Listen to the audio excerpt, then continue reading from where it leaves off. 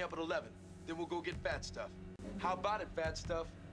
Hello. Now, it's been a while since I've reviewed a Stephen King film here on Shitcase Cinema, and with Creepshow 2, you get 3 stories in there. I mean, how amazing is that? 3 for the price of 1. It's awesome. It's not really.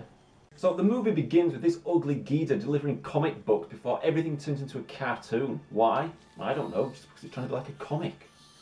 But it's most likely because they can do stuff like this and this, because they've got no budget to do it for real, but whatever. So the first story is called Old Chief Woodenhead, but because it's my least favourite tale, I'm going to dive into the second story called The Raft, just because I can. So 4 teenagers, who are obviously 20-somethings, are going to the lake to smoke some weed and die. Oops, sorry, I shouldn't have said that.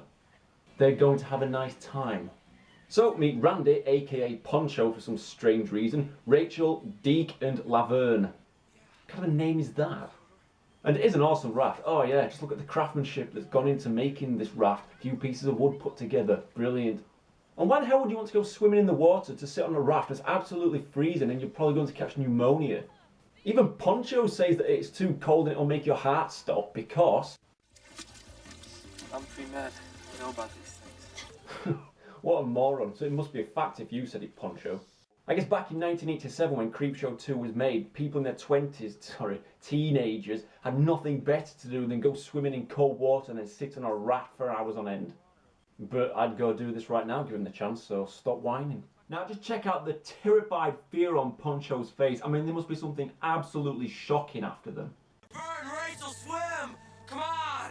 Laverne, swim faster! Laverne, come on! Swim faster! Are you ready for this? Ta-da!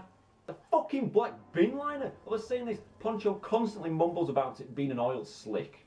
Poncho, I don't believe in oil slicks, man. This thing doesn't look like an accident. It looks like it's on purpose. Then he says other stupid things like it's not an accident, it has a purpose, whatever he's talking about, I don't know. Then Rachel thinks it's an animal because she's trying to stroke it.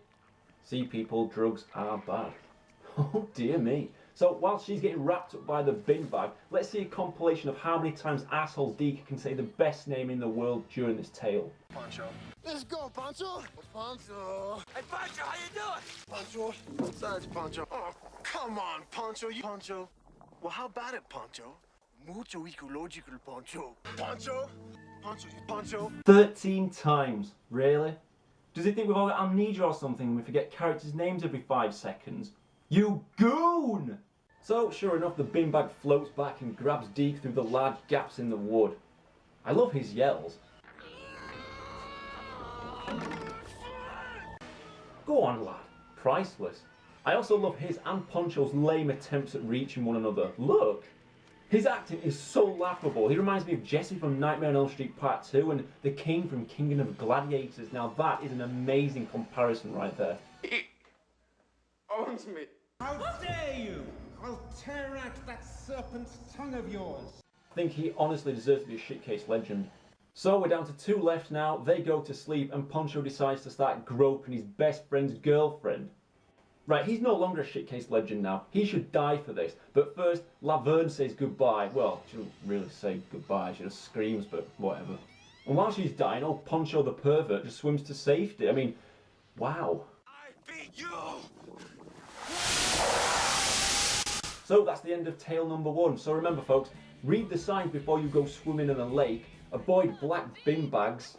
Here's a random photo of me wearing one on my recent travels, and I didn't die, so I guess avoiding black bin bags isn't necessary. Don't call your friend Poncho 13 times, because 13 is an unlucky number as we all know. And anyway, just before I move on to the next tale, let me show you my favourite part, courtesy of Deke, asking Poncho what the thing is. Rachel, it ate her up, man. It fucking ate her up. What is this thing, Poncho? I don't know. Come on, man. You read all the science books, huh? You're the brain ball. What the fuck is that thing? What, because he reads science books, he should know. He should have just said, it's garbage day, and left it at that. And no, I'm not reviewing that film, so don't ask me anymore, please. Now, this is a simple story, and out of the 3, it's the most amusing by far, hands down. Basically, this lady called Annie is cheating on her husband, and she's driving home in order to get home before her husband does, and she's driving all over the place. Bloody women drivers. And then she runs over a poor helpless hitchhiker. So she drives away, and look who's got a cameo appearance. It's only Stephen King. Hey, buddy! Great acting there, Steve. It's almost as bad as his performance in the Maximum Overdrive trailer. I'm gonna scare the hell out of you. Love that. So naturally, as Annie drives along talking to herself, guess who wants a lift? Yes, it's the hitchhiker, of course. Hang on, didn't he just die though? Yeah, well maybe he's a zombie, I don't know. Stop nitpicking. See, the strange thing about this film, and I was thinking this the very first time that I watched it, it's random. It's like Professor Bruce. Now, do you remember Deke and his wonderful catchphrase of saying poncho all the time? Well, this guy's got his own catchphrase. Just check this out. How you doing, lady? Thanks. Thanks for the ride. Thanks for the ride, lady!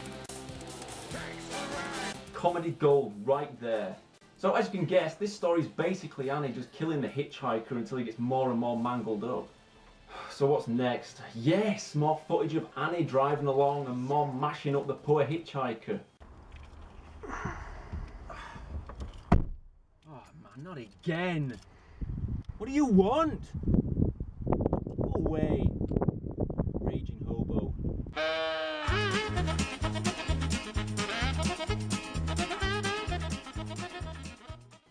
You'd think he'd just give up and grab a ride off somebody else, but no. Thanks for the ride, lady, smash. Thanks for the ride, lady, smash. So in the end, Annie gets home before her husband and she thinks that she's safe, just like silly old Poncho did. I beat you! Gimp. And look, here we go again, folks. And then her husband rocks up and Annie has a Dover sign on her. Brilliant.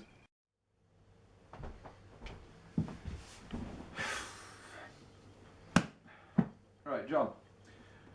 You know I've been following around. You've been looking for Susan for God knows how many months. You found her, so now can I finally have my Grim Weekend DVD back, for fuck's sake? Fine. Thank you. Hold on, where have you been? Where have you been fucking keeping that in your pants? Fucking... And here's the third tale, which is actually the first one done in chronological order for the film, and this is going to be painful, so... Liquid courage.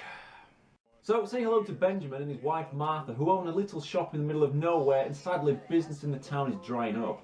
Now they're visited by a friendly local Indian chief who gives them a load of jewellery, but this is not important whatsoever. He has the chat with them, then once he's disappeared, boom, it's night time. Did you see that?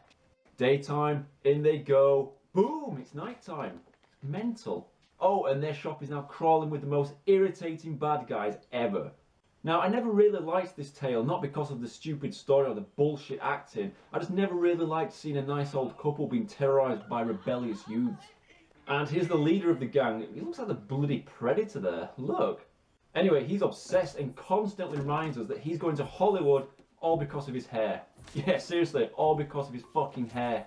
As soon as they see this hair, they're gonna say, Sam, get over here. 9 years it took me to grow this hair, man.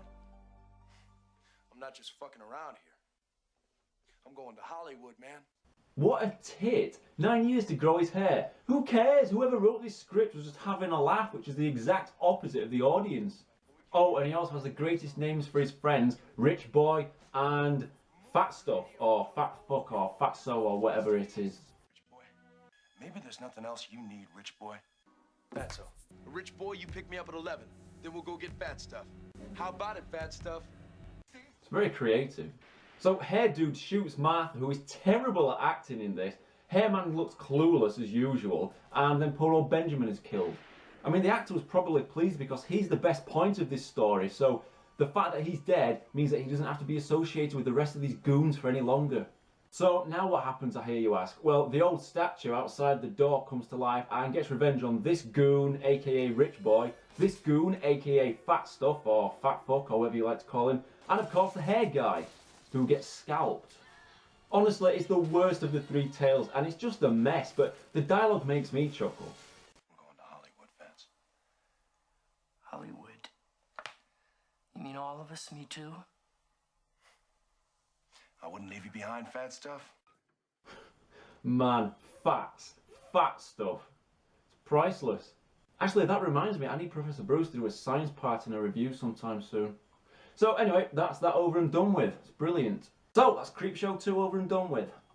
Yeah, sure, it's amusing at times, but I think it fails to capture the magic of the first one, and I think those animated segments are pretty pointless, so I'm going to give this 3 out of 10. That's 1 point per story. Bonjour!